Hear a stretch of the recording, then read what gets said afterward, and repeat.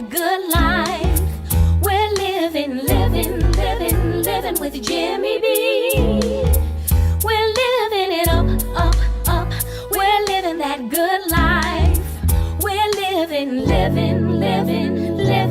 Jimmy B.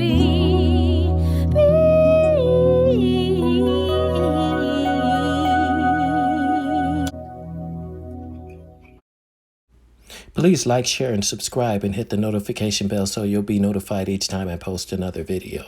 Hello, and welcome to this episode of Living with Jimmy B. Today we're doing jerk chicken. So I have my chicken thighs and drums, and I'm just going to place them in a container, Tupperware container. I'm not going to cook all of these. Just half of them. I will, however, season and marinate these for a later date because I'm gonna do some. I may as well do as much of the prep work in advance, and this is one of the things you can do in advance. And when you get ready to do another meal, you'll have this part of the prep work done. So I like doing things like this. It cuts down on your prep time in the future. You just get it all out of the way as much as you can. So why do a little when you can do a lot of the prep work in advance for later? You impress your guests when you have to throw a meal together really fast because you've gotten most of the prep work done already. Here I have my white distilled vinegar. So I pour a little bit of that in over my chicken. And you can use sea salt or iodized salt. I like to use both because the iodine is something that is good for you. So it's good to have iodized salt in your cabinet, even if you don't use it all the time, because it is good to have iodine in your diet. In some regions they actually require iodine to be in their salt because it is such an important health element. So we're just going to cover this until it's completely immersed. Make sure I have enough salt and enough vinegar in there to cut the fat. And more than likely, I'm going to let this rest for, I want to say about 30 minutes. Once I let it rest for about 30 minutes in the refrigerator, the fat will just come right off. Any fat or slime will come right off. But because I have so much chicken in here, it's probably going to take 2 rinsings with the salt and vinegar and water. Probably going to take me cleaning it, rinsing it, and then doing this process a second time because that's how much fat is going to come off this chicken. And I'm just going to have greasy brine, and I'm probably going to have to do this twice.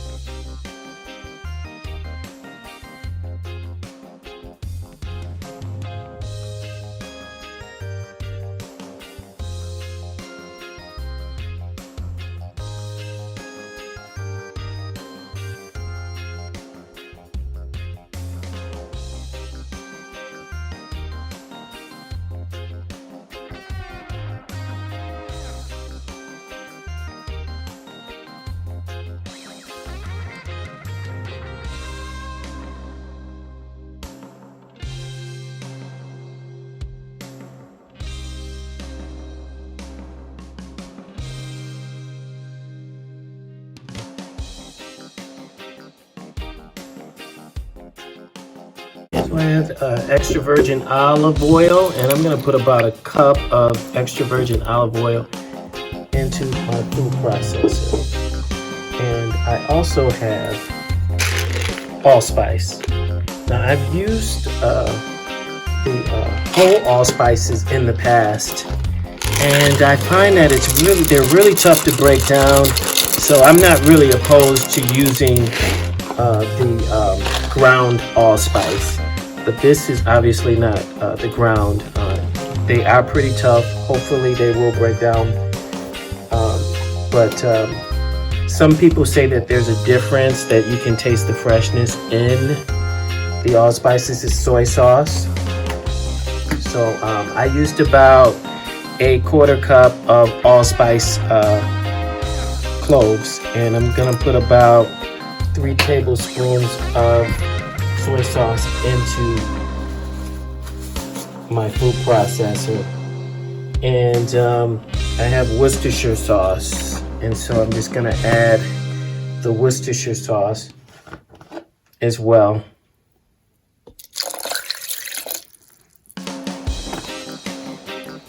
And I'm going to add poblano peppers. I have poblano peppers. The market that I go to did not have ghost peppers. And so these are bigger. So I took the stems off, and I'm just gonna put that in there. So I'm not gonna use 2 of them because they are rather large. And I have some roughly chopped onions that I'm just gonna throw in there. And I have brown sugar. And I'm gonna put about a 1/8 of a cup of brown sugar in there. And what this does is it helps with the browning process, because if you notice when you look at authentic cuisine, Caribbean cuisine, jerk chicken, it usually has a nice crust on it. And so you get that because of the sugar. It helps in the browning process. This is adobo, and it has garlic, and it also has salt in it. So this is accounting for my salt. Of course, the olive oil also has a low threshold, and this is my fish sauce. I like to use fish sauce in just about everything, so I'm using about a 1/2 teaspoon of that. And because I'm not smoking this on the grill, I am using liquid smoke. So in order to get that smoky flavor, I'm gonna use about 2 tablespoons of liquid smoke. And I am gonna use some black pepper, because what I find is that even if you're using white pepper, or a cayenne, or in this case poblano peppers, it's a difference in the spice. And I have raw honey, and I like the flavor of raw honey, so I do like to use it. It is something that I use along with another sugar, but I do like the flavor that it adds to my sweet and savory foods. And so I'm just going to add a couple tablespoons of that. So we're ready to blend.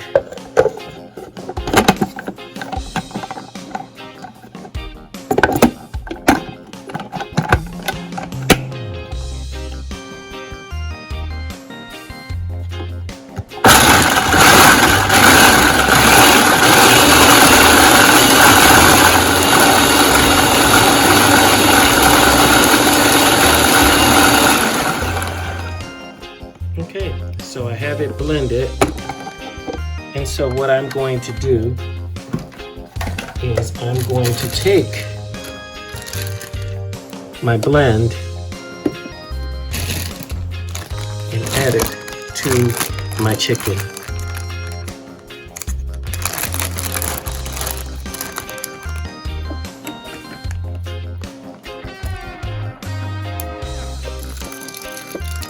And I'm going to let this marinate overnight.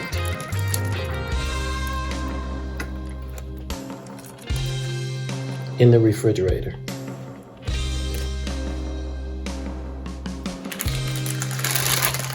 So I've drained the contents of my marinade into a container. And so what I want to do is I want to reduce this marinade. But as I mentioned before, the allspice, you can see the allspice in this, and I just want to strain this out because even though I put them in the food processor, they still, you know, they're pretty stubborn. Like, they're really hard to chop up. So I'm undecided. I haven't worked enough with the allspice to decide whether or not I need to get it pre-ground, but a lot of the authentic cuisines use the allspice, whole allspice, and so I'm thinking that the taste is a little bit better when you use the allspice. So until I can decide whether or not there's a better taste from using it, I'm gonna stick with it. I may do a comparison video. So I just want to strain this, and then I'm going to reduce it. And I have some McCormick barbecue powder, and so I'm just going to use this because I want that barbecue flavor just to base my my sauce onto my chicken, but I don't necessarily want anything other than the flavor. Here's some thyme. I'm just going to go ahead and put the rest of the thyme in there that I have. And I have some dried bay leaves. I'm just going to put a couple bay leaves in there. So I'm going to let this reduce. I'm going to let this reduce. It's going to reduce the temperature now that I've gotten up to a nice simmer. Place it at a medium temperature. And I'm just going to let this reduce, and I'm going to stir it occasionally until it reaches the consistency that I want. And that's also going to give me a more condensed flavor, and that's what I'm looking for. And you can see here where this is I'm just going to discard this because I don't want that.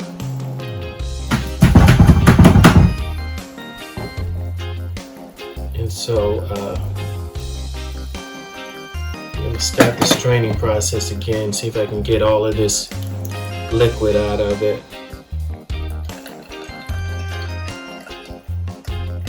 All I want is the liquid. I don't want any of the this would interfere with the experience of eating it. If you had these really hard allspice berries in there, we don't want those in there, so we're just going to discard those. We've extracted all the flavor out of it.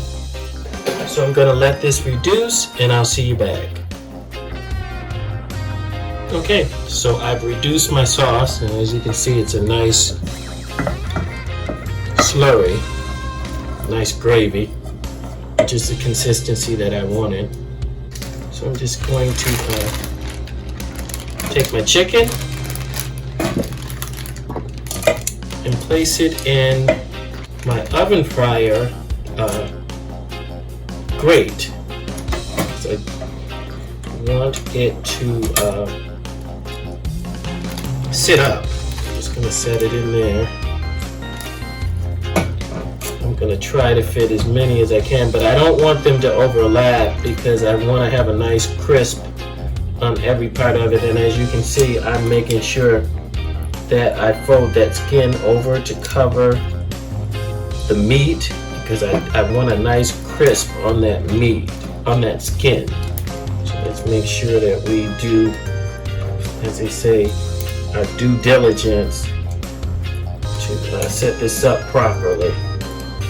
Getting that skin nicely flattened out. I think I have one thigh in here I'm just going to put in there.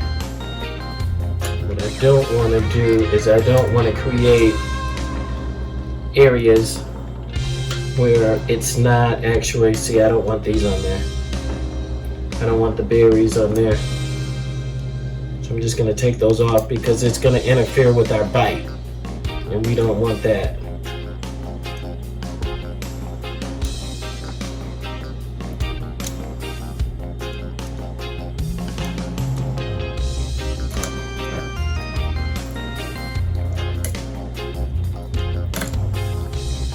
Try to get the skin wrapped completely around it.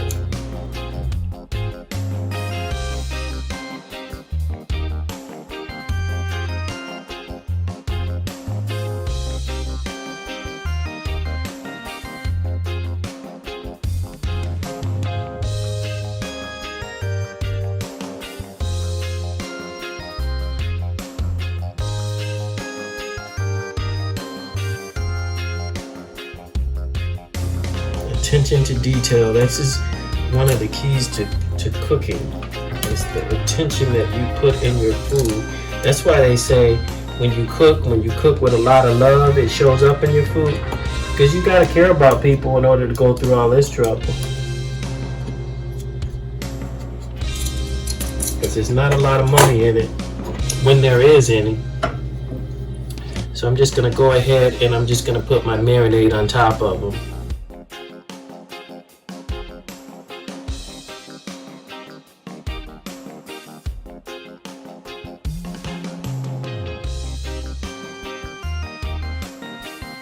Make sure they're nicely, evenly coated with the marinade.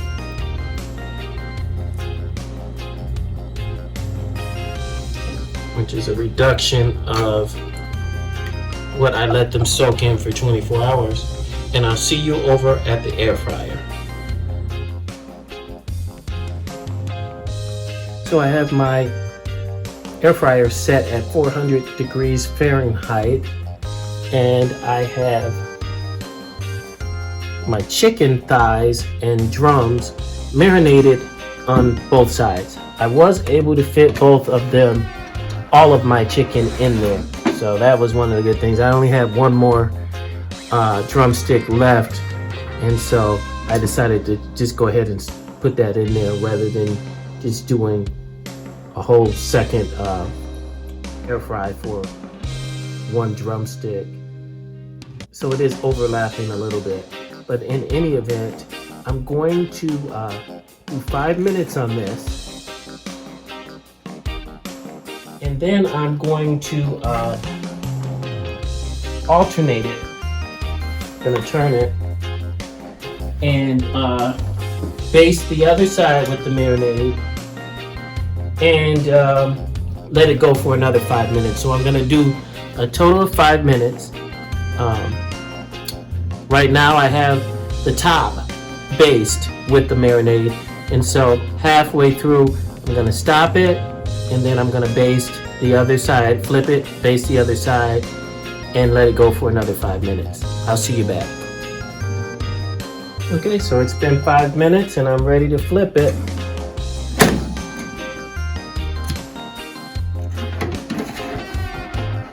Grab these first ones.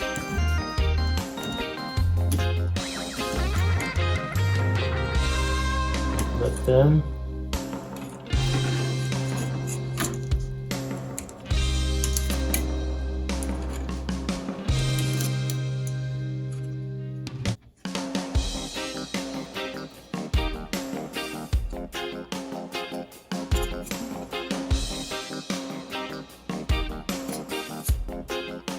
My marinade.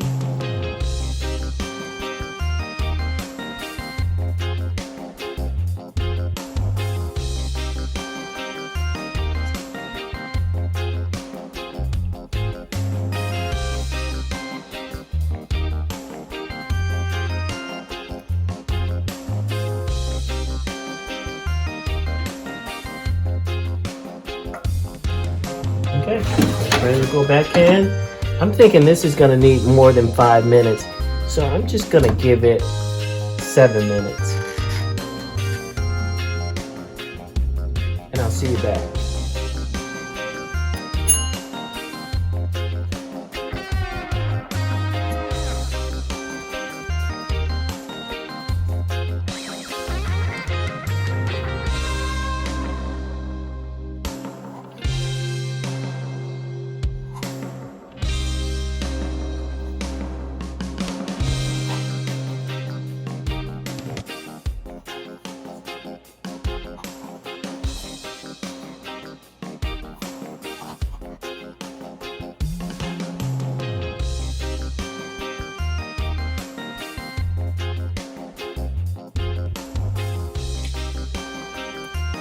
Mm.